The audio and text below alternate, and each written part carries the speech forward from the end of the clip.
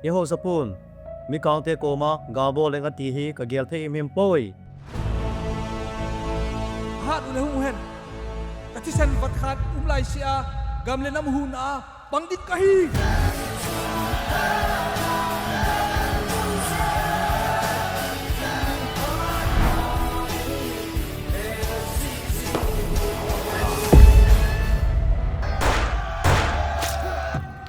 What the hell is going on here?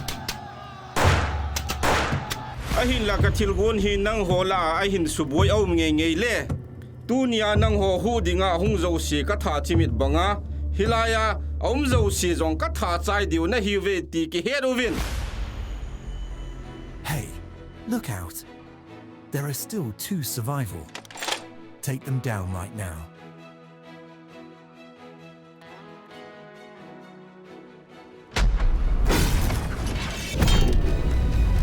o kanang sapay ho may ngai dam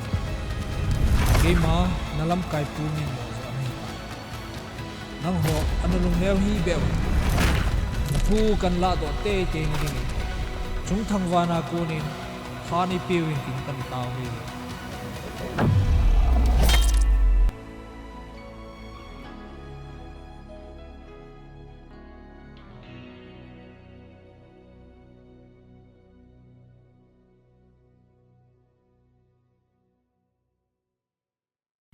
Hello, kanami video sa namon mini ko pagain molin kay le kamin he molahin kanunga Zalen animation film hi ahung hung ding 11 April 2026 le